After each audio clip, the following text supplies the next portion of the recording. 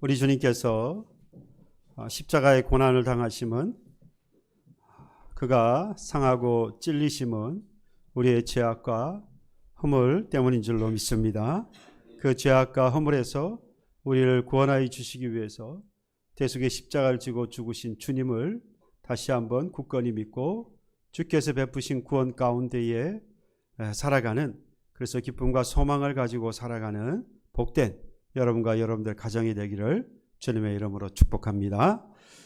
다른 날보다 오늘 예배전 찬송하실 때에 얼마나 기뻐하는 모습이었는지, 몇몇 분들의 기뻐하는 모습 때문에 제가 감사했어요. 모두가 다 기쁜 마음으로 하나님을 찬양할 수 있기를 소망합니다.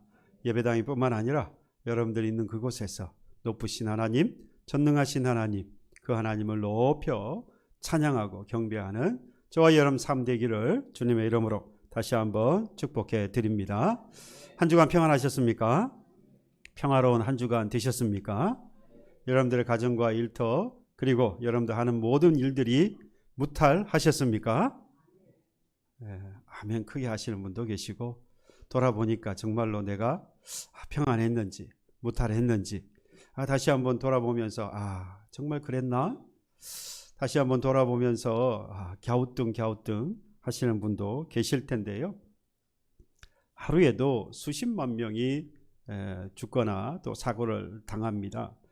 전쟁이나 또는 기아로 죽기도 하고, 불의의 사고를 만나서 죽음이나 또는 사고를 만나서 고통을 당하는 그런 사람들이 참 많습니다. 그러다 보니까 오늘 저와 여러분들이 이곳에 있다는 사실 하나만 가지고도 우리는 이미 기적을 경험하고 있는 것이죠. 멀리서 기적을 찾을 이유가 없는 것 같아요. 지난 한 주 무탈했다면 바로 그것이 기적이었습니다. 그런데도 불구하고 평안하십니까? 또는 행복하십니까? 또는 평강 가운데 사십니까? 라고 질문을 드리면 저부터도 글쎄 라고 우리 스스로가 생각하게 됩니다. 왜 그럴까 생각해 보면 사실 현실적으로 힘든 일들이 많이 있죠. 해결해야 할 일들이 산적해 있습니다. 오늘 거룩한 주일 하나님 앞에 예배하지만 이 예배가 다 마치고 집에 돌아가면 해야 할 일이 있잖아요. 그렇죠. 그리고 이 주일이 마치고 월요일이 되어지면 돌아가야 할 일상이 있습니다. 바꿔 말하면 해야 할 일들이 나를 기다리고 있다는 겁니다. 문제를 해결해야 하고, 또 어려움과 또는 어려움과 그 고통 속에 있었던 것들을 다 우리가 다시 짊어지고 살아가야 한다는 생각, 해결하지 못하고 힘들어했던 그 모든 것들을 여전히 짊어지고 있다는 생각 때문에 우리가 행복하다, 평안하다라고 고백할 수 없더라는 겁니다. 그런데 심리학자들의 이야기를 들어보면 사실 사람의 심리가 내가 가진 것보다는 지금 없는 것에 사람이 더 집착을 한다고 해요.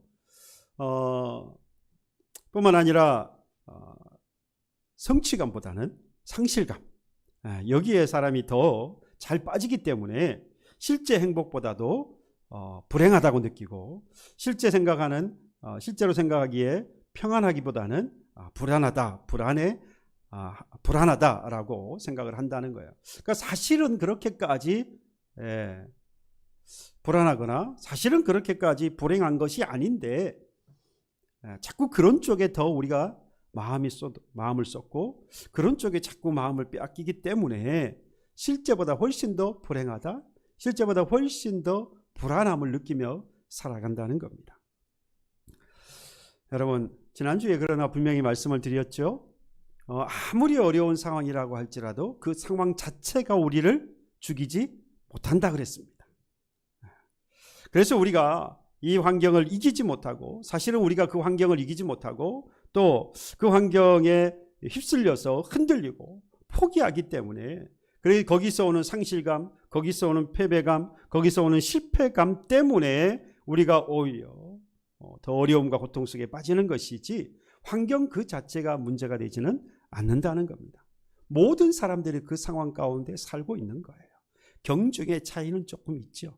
어떤 사람들은 좀 더 심하게, 어떤 사람은 조금 더 그렇지 않게 살아가는 것일 뿐, 또는 어떤 사람들은 비교해 보았을 때에 보다는 스스로가 생각할 때 더 깊게 또는 더 힘들게 생각해서 사실 어렵다라고 생각하는 것이지, 그 아무리 그렇다고 할지라도 그 환경 자체가 우리를 죽이지 못한다는 겁니다. 그래서 우리는 더욱더 우리의 마음을 굳게 잡아야 합니다. 어떤 환경에도 흔들리지 않도록 우리 마음을 어딘가에 반드시 붙잡아 들어 메어야 합니다. 어디 메어 놓아야 돼요. 그러지 않으면 계속해서 흔들릴 거라는 겁니다. 만약에 붙들어 메어 놨는데도 불구하고 자꾸만 흔들린다. 그럼 왜 그럴까요? 잘못 메어 놓은 거죠. 제대로 메어 놔야 되는데, 또는 흔들리지 않을 만한 곳에 메어 놓아야 되는데 그렇지 못했기 때문에 여전히 흔들리고 있다. 두 가지인 거예요. 메지 않았든지 아니면 잘못 메었든지. 오늘 글에 보니까 여자의 마음은 갈대다 라는 이야기가 사실 그런가요? 근데 그게 문제가 아니었어요. 여자의 마음이 갈대라면 남자의 마음은 그 갈대잎에 붙은 메뚜기 같다. 제가 그 글을 보고 자존심이 남자로서 얼마나 상하는지, 여자의 마음은 갈대지만 남자는 그래도 좀 낫다. 그랬으면 좋을 뻔했는데 갈대보다는 그래도 좀 나아. 그걸 좀 기대했는데 뒤에 보니까 남자가 훨씬 못한 거예요. 여자는 여자의 마음은 갈대 같은데 남자는 그 갈대잎에 붙어 있는 메뚜기 같다 그러니까 깜짝 놀랐어요. 여러분, 바라기는 여러분의 남편, 여러분들이 주위에 있는 남자들, 사랑하는 여자 갈대 여러분들, 거기에 붙어 있는 우리 메뚜기들 좀 긍휼히 여겨주시고 좀 불쌍히 여겨주십시오. 흔들리는 내게 붙어가지고 살아보겠다고 그 붙어있는 메뚜기를 한번 쳐다보세요. 나도 흔들리는데 내 곁에 붙어서 좀 살아보겠다고 옆에 흔들흔들 매달려 있는 그 메뚜기 불쌍하지 않습니까? 좀 긍휼을 베풀어 주세요. 바람이 흔들리는 갈대에, 그 갈대잎에 매달려서 끊임없이 흔들리고 있는 그 남자, 여러분, 제가 그것을 보면서 자존심 상한다, 그 글을 보면서 기분 나쁘다, 여러분, 그게 사실은 아니었고요. 정말로 제가 다시 생각했던 것은 둘 다 흔들리고 있구나. 갈대가 바람에 흔들리니까 여전히 같이 매달려 있던 메뚜기도 같이 흔들리더라는 거죠. 아무리 바람이 불어도 만약에 갈대가 흔들리지 않으면 다행스럽게도 그 메뚜기도 그 갈대 덕분에 안 흔들릴 거예요. 근데 문제는 갈대는 아주 옅은 바람에도 흔들립니다.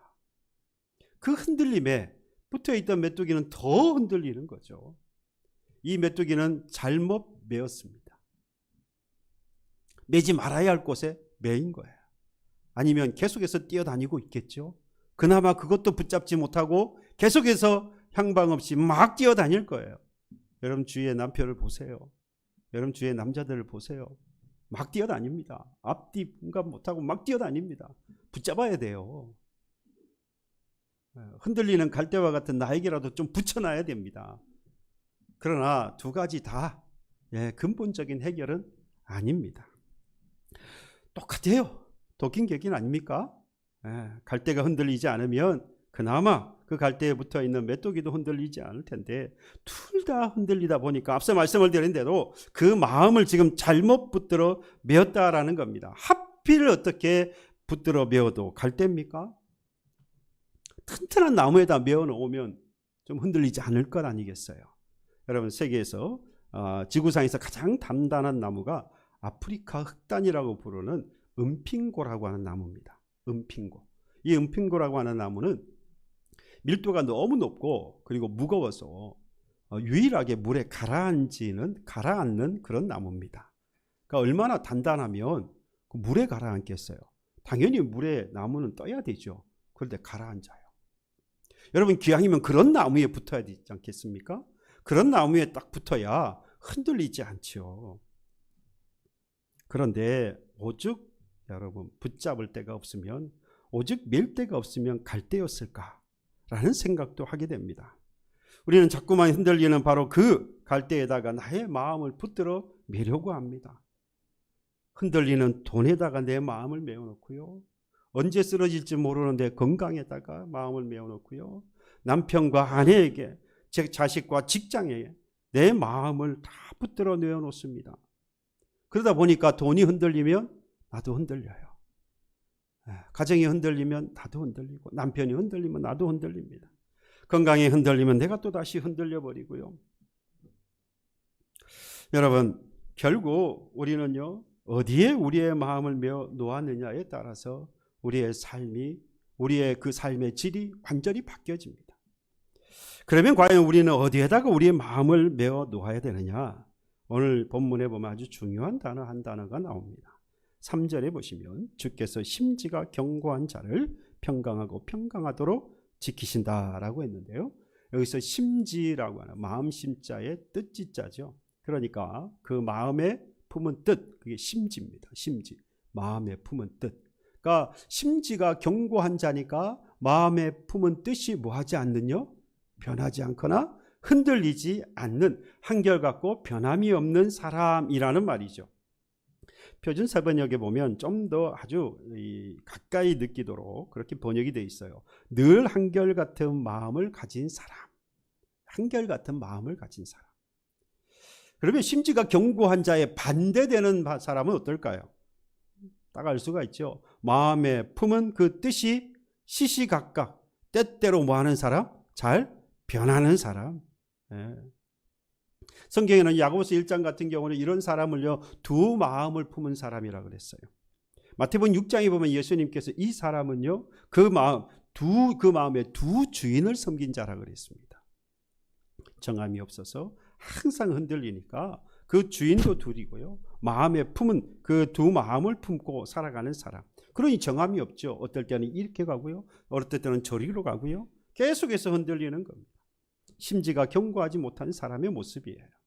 성경에 보면 믿음이 좋은 사람 또는 믿음의 조상이라고 불려지는 사람, 이 사람들의 공통적인 특징, 뭐 여러 가지가 있겠습니다만은 그 공통점 중에 하나가 바로 이 심지가 견고하다는 겁니다. 심지가 견고한 것. 고통 중에 있었던 욥에게 하나밖에 없는 아내예요. 둘도 아니에요. 하나밖에 없는 그 아내가 하나님을 욕하고 죽으라 그래요. 그때의 이 욥의 상황이 어땠습니까?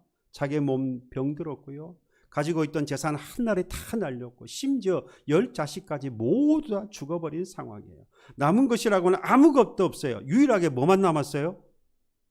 아내만 남았어요. 근데 그 아내가 그 마음이 갈대 같아서 그런지 하나님을 욕하고 죽으라 그래요. 그런데 그때 욥이 뭐라고 말하느냐? 그대의 말이 한 어리석은 여자의 말 같도다. 우리가 하나님께 복을 받았은즉 화도 받지 아니하겠느냐. 하나님이 내게 지금까지 복을 주셨는데, 그래서 이제 하나님께서 내게 화를 주신다면 그건 당연한 일이다. 하나님은 그럴 수 있는 분이야. 심지가 견고하니까, 흔들림이 없으니까 이런 고백을 할 수 있는 겁니다. 왕의 명령보다 하나님을 더 두려워했던 다니엘과 그 세 친구가 심지가 견고했기에 흔들리지 않았어요. 이 왕의 명령, 왕을 보지 않고 하나님을 볼 수 있었던 겁니다. 환난과 핍박 가운데에서도, 또 감옥 가운데에서도 언제 죽을지 모르는 그런 상황, 그래서 죽음을 앞에 둔 상황 속에서도 오직 복음을 전하기를 멈추지 않았던 바울, 그의 심지가 견고했기 때문입니다. 여러분, 반대로 성경 인물 가운데에서 심지가 견고하지 못했던 사람들이 있어요. 그 중에 한 사람만 보면 대표적으로 데마라고 하는 사람입니다. 디모데후서 4장 10절에 보면요, 데마는 이 세상을 사랑하여서 사도 바울을 버리고 데살로니가로 갔다라고 했어요. 심지가 견고하지 못했던 겁니다. 주변의 상황을 보니까, 복음을 전해지는 상황을 보니까 너무 생각했던 거하고 달라요. 힘들거든요. 어렵거든요. 안 되겠다. 다시 돌아가 버리는 거예요. 뭐가 견고하지 못하니까요? 심지가 견고하지 못하니까. 심지가 견고하지 못한 이 사람은 언제나 바람이 불면 부는 대로 흔들립니다. 힘들거나 어려우면 포기하고요. 일이 잘 풀리지 않으면 다른 사람들을 탓하거나 원망하거나 불평을 늘어놓습니다. 여러분, 그러면 행복해집니까? 여러분 모여가지고 3, 4, 5 짝을 지어서 야, 그 사람 그랬대. 쟤 때문에 지금 우리가 이런 거야. 라고 막 이야기하면 당장은 뭐예요? 속이? 똑바로 말하세요. 당장의 속은 뭐예요? 해보셨구나. 시원하다고 하시는 거 보니까. 그런데 돌아가면 뭐합니까? 뒷골이 띵 해요. 저도 경험이 있어요. 할 때는 못 모르고 했다가 돌아갈 때 보니까 마음이 더 무거워요.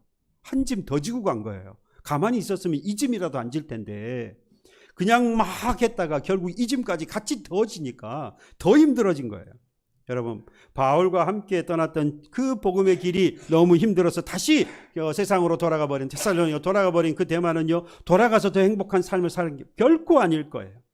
그 마음에 오히려 평화를 잃어버리고 더 방황하고 더 괴로운 삶을 살 수밖에 없었을 겁니다.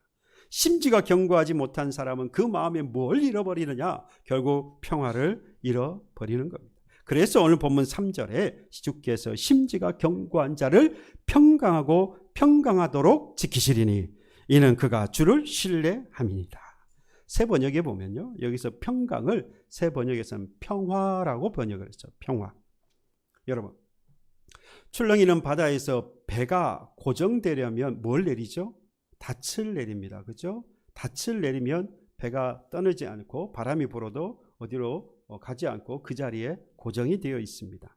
이 상태를 영어 성경에 보니까 steadfast라고 했어요. 고정되어 있다. 닻을 내려서 바다 깊은 곳에 바위나 또는 땅에 탁 걸려서 이 배가 흘러가지 않는, 떠내려가지 않고 고정된 상태, steadfast라고, 고정되었다라는 거예요. 여러분, 닻을 내리면요, 출렁거리지만 안심이 돼요. 이걸 뭐라고 말하느냐? 평강, 평화라고 말하는 겁니다. 여러분, 바람이 안 부는 게 아니에요. 우리는 착각을 합니다. 바람이 불지 않는 것을 평강이고 평화라고 생각해요. 그런데 그렇지 않아요.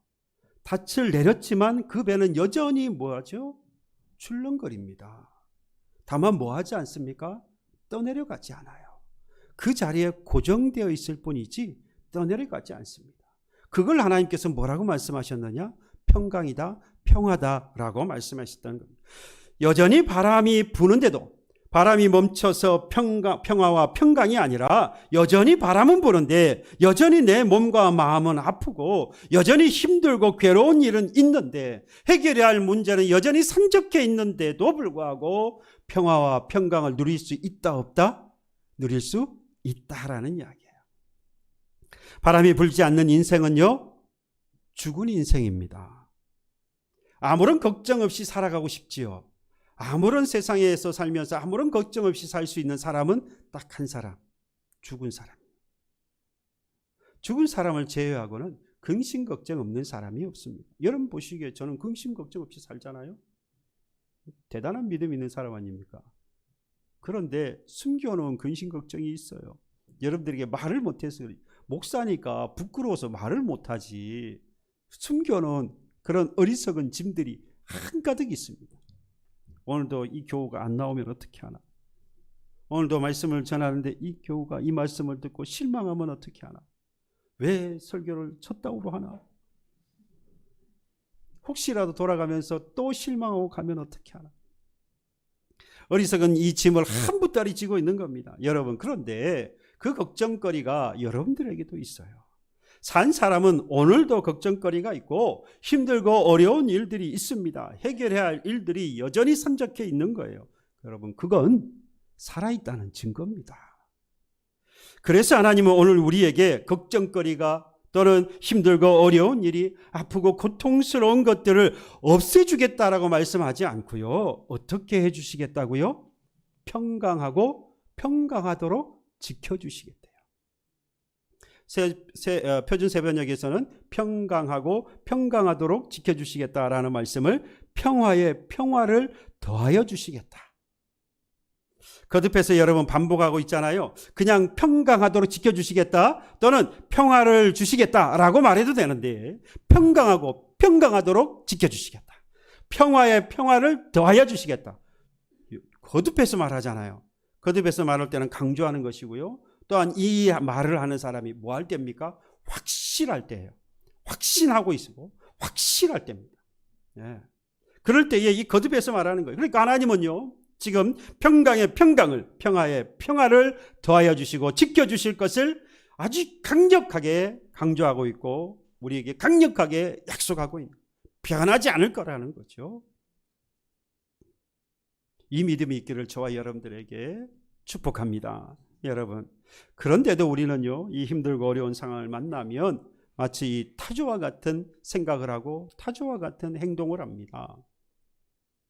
타조는 날개가 있지만 못 날지요. 대신에 다리에 힘이 강합니다. 그래서 빨리 달립니다. 또 힘도 세요. 새 중에서 가장 힘센 새가 바로 이 타조고요. 빠르기도 가장 빠른 새가 바로 이 타조입니다. 그래서 이 타조를 잡으려면 이 사냥꾼이 말을 타야 돼요. 사람이 발로는 달려서는 못 잡으니까 이 말을 타고 가서 잡아야 되는데, 그래서 계속해서 추격해 가면 결국에는 이 타조가 힘이 들어서 지쳐서 멈추게 되죠. 그때 이 타조가 하는 행동은 머리를 이 모래에다가 파묻습니다. 이 대가리를 모래에 집어넣는 거예요. 왜 그럴까요? 내가 안 보면 없다고 생각하는 거예요. 지금 이 상황이, 지금 전개되고 있는 이 상황이 내가 머리를 파묻어버리면 없는 것처럼 생각하는 겁니다. 여러분, 내가 안 보면 그 상황이 없어지나요? 내가 눈을 감아버리면 지금 만나고 있는 상황이 사라지게 되는 겁니까? 해결되어지는 겁니까? 결코 그럴 수 없죠. 그런데도 우리는요, 이 타조와 같이 생각하고 이 타조처럼 행동합니다. 여러분, 하나님의 약속을 믿어야 합니다. 안 보이는 것처럼 눈을 감거나 피하지 말고 평강하도록 지켜주시고 평화에 평화를 더하여 주신다는 바로 그 하나님의 약속을 굳게 믿고 붙잡으셔야 합니다. 아멘입니까? 예. 그러나 여기에 단 한 가지 하나님이 달아놓은 조건이 한 가지 있습니다. 주께서 심지가 견고한 자를 평강하도록 지키시리니 이는 그가 주를 신뢰함이니라. 뭐 해야 한대요? 신뢰해야 한대요.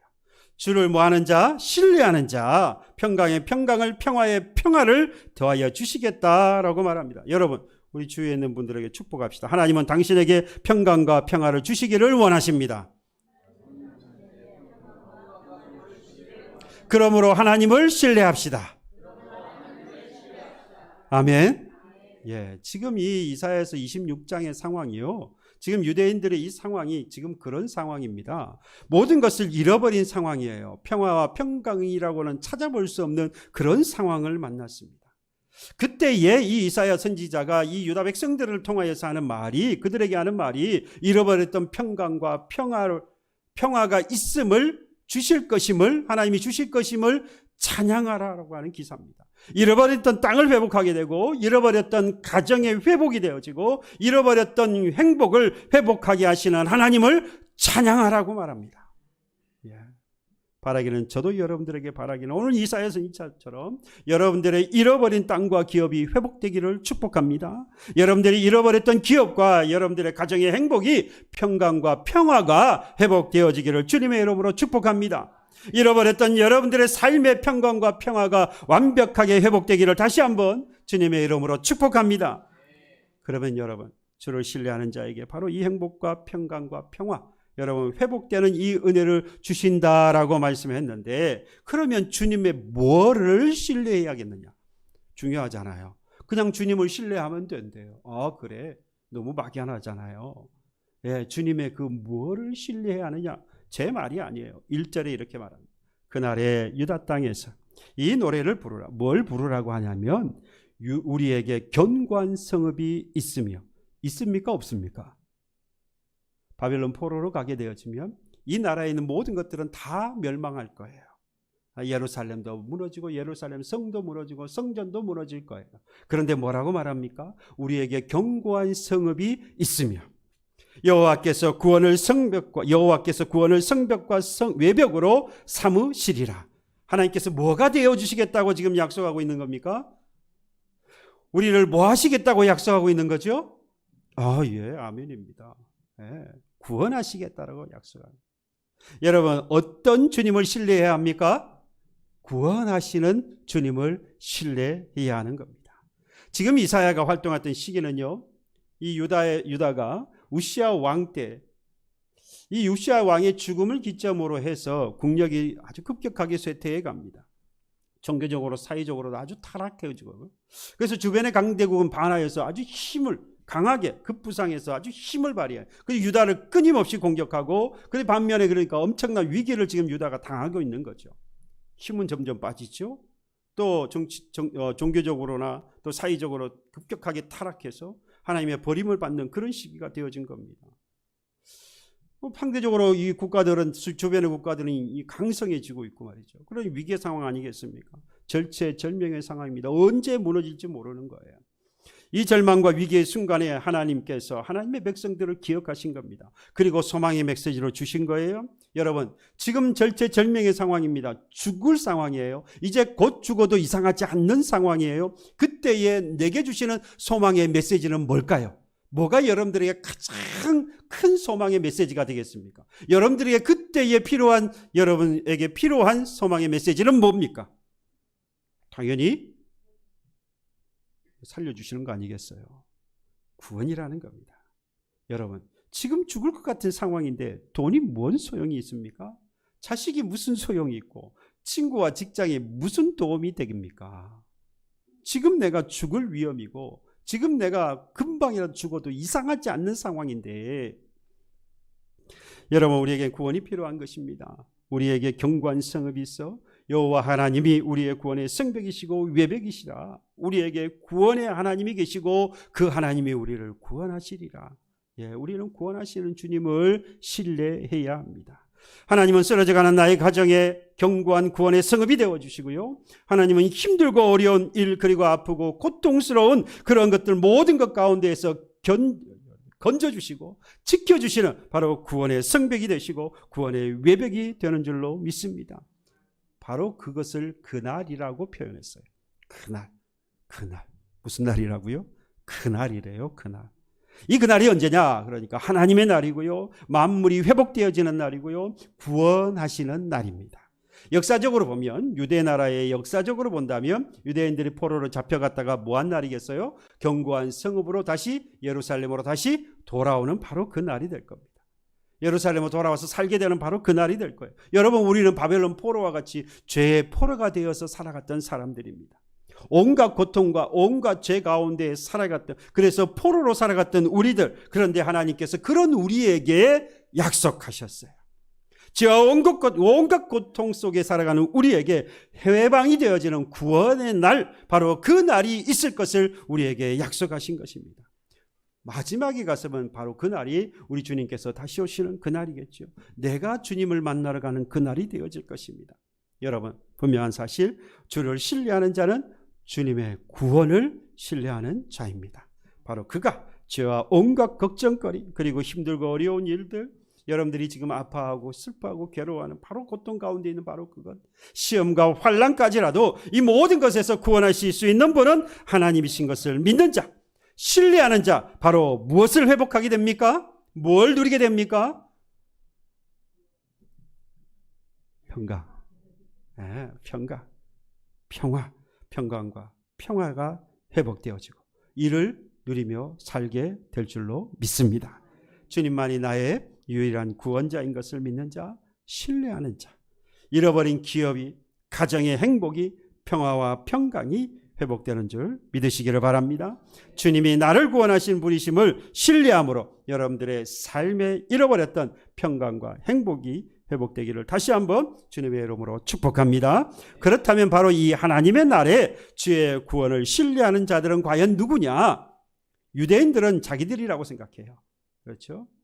이들은 자신들이 아브라함의 자손으로서 우리들만 구원을 받은, 그래서 우리들만 하나님을 신뢰하는 자로서 하나님이 우리에게 구원을 베풀어 우리만 평강과 평화를 누리는 자다라고 말하는데, 여러분 그게 아니에요. 2절에 보세요. 너희는 문들을 열고 신의를 지키는 의로운 나라가 들어오게 할지어다. 여러분 이 말은요, 신의를 지키는 의로운 나라, 신의 믿음을 지키는, 하나님에 대한 믿음을 지키는 나라. 다시 말하면 하나님께서 구원하심을 믿는 사람, 하나님이 나를 구원하신다라고 믿고 주를 신뢰하는 사람, 여러분 그 사람을 의로운 나라, 곧 믿음을 지키는 사람, 믿음의 공동체를 말합니다. 그러니까 여러분 유대인들만을 말하는 게 아니에요. 누구라도 그 신분이 어떤 사람이라 할지라도, 그 사람이 가난한 사람이든 부자이든 세리이든 죄인이든 의인이든 유대인이든 헬라이든 상관이 없습니다. 믿음을 지키는 자라고 한다면 하나님의 나라에 들어가는 것을 막아서도 안 되고, 또 오히려 구원의 문은 어떻게 되어 있습니까? 활짝 열려 있다 이 말이에요. 열어놓아야 되고요, 열려 있는 거예요. 누구를 향하여서? 하나님이 구원자이심을 신뢰하는 자, 구원의 하나님이신 것을 신뢰하고 믿는 자, 바로 그 사람에게 하나님의 문은, 하나님의 나라의 문은, 구원의 문은 활짝 열려 있는 것입니다. 여러분 오직 예수 그리스도를 구주로 믿는 자 우리 아니겠습니까? 우리를 향하여서 구원의 문은 어떻게 되어 있었습니까? 와보니까 활짝 열려 있었지요. 영원한 하나님의 나라에 앞으로 우리는 그 백성으로서 또한 들어가게 될 것입니다. 왜요? 그 나라는 믿는 우리들, 구원하시는 하나님이시라는 믿는 믿음이 있는, 그래서 신뢰하고 있는 여러분들을 향하여서 그 나라는 열려 있기 때문입니다. 우리는 그 나라의 문으로 들어가 하나님의 백성으로서 영원히 살아가게 될 것입니다. 이를 위하여서 우리는 아무런 공로가 없었습니다. 아무런 공로 없이 우리는 이 구원을 받았습니다. 하나님의 아들 예수께서 고난과 저주와 수치와 그리고 죽음의 그 십자가, 이것을 지시고 우리를 대신하여서 죽으심으로 새 생명을 우리로 하여금 얻게 하셨습니다. 예수께서 지시기 전에 이 세상의 모든 십자가는요, 저주와 수치와 그리고 죽음의 십자가였습니다. 그러나 예수께서 지심으로 그 십자가가 이제는 완전히 바뀌어졌습니다. 죽음으로써 생명의 십자가로 바뀌어졌어요. 그래서 우리는 그 기쁨과 소망과 그리고 생명을 바로 그 주님이 지신 십자가로 인하여서 얻게 되어진 것이죠. 기쁨과 소망을 가지고 새 생명을 얻은 사람이 오늘 살아가면서 뭘 누리겠어요? 평화와 평강을 누리겠죠. 오직 예수를 구주로 믿는 사람, 그 믿음이 있는 사람, 그 마음속에 그 주님을 신뢰함으로 평화와 평강을 누리며 살아가게 될 것입니다. 예수께서 지신 이 십자가의 능력, 하나님의 그 은혜, 이 하나님의 은혜로 우리는요, 하나님과 죄인된 우리의 사이에 막혔던 담을 하나님께서 허셨다라고 했어요. 하나님께서 허셨다라는 말씀은요, 헐었기 때문에 이제 하나님 앞에 나아갈 수 있게 되었다라는 겁니다. 여러분 구약의 백성들은 하나님 앞에 나아갈 때 속죄의 제사를 드려야 했습니다. 속죄의 제사를 드리지 않으면 하나님 앞에 나아갈 수 없었고요, 그러다가는 죽었습니다. 거룩하신 하나님 앞에 죄인이 가게 되면 죽는 거예요. 그래서 속죄의 제사를 드려야 합니다. 매번 갈 때마다 드려야 해요. 그러나 오늘날 하나님의 백성이 된 저와 여러분들은 예수께서 이 모든 죄사함을 얻도록 십자가를 지고 죽으셨습니다. 그래서 그 예수의 공로로 우리는 하나님 앞에 담대하게 나아갈 수 있게 된 것입니다. 바꿔 말하면 우리는 하나님 앞에 나와서 뭐 할 수 있습니까? 하나님 앞에 예배할 수 있어요. 하나님을 만날 수 있게 된 것입니다. 여러분 하나님을 만난 우리들은 더 이상 온갖 죄와 그리고 온갖 걱정거리, 힘들고 어려운 일들, 아프고 고통스러운 것들, 시험과 환난까지라도 우리는 이제는 벗어날 수 있게 된 것입니다. 그런데 우리는요, 이 예수의 십자가의 공로로 하나님 앞에 이렇게 담대히 나아가 예배함으로 주신 은혜와 사랑, 그것을 경험하고 평강과 평화를 누릴 수 있는 길을 열어두셨음에도 불구하고 구원의 하나님을 뭐하지 못합니까? 신뢰하지 못하고 오늘을 살아가고 있는 거예요. 그걸 어디에서 우리는 발견할 수 있습니까? 흔들리는 상황, 어려운 여건 가운데에서 우리가 평화와 평강을 누리지 못한다면, 평화와 평강을 빼앗겨버렸다면 우리는 구원받은 자로서 하나님 앞에 담대히 나아갈 길을 예수께서 열어주셨음에도 불구하고 우리는 그것을 누리지 못하고 있는 어리석은 자인 것입니다. 하나님의 구원을 신뢰하는 자로서 예수 십자가의 공로를 신뢰함으로 하나님 주시는 그 평화, 평강을 누리는 저와 여러분들의 삶이 되기를 주님의 이름으로 축복합니다. 주님을 신뢰함으로, 주님이 나를 구원하신 분이심을 신뢰함으로, 주님이 지신 십자가의 공로를 신뢰함으로, 이렇게 다 같은 말이에요.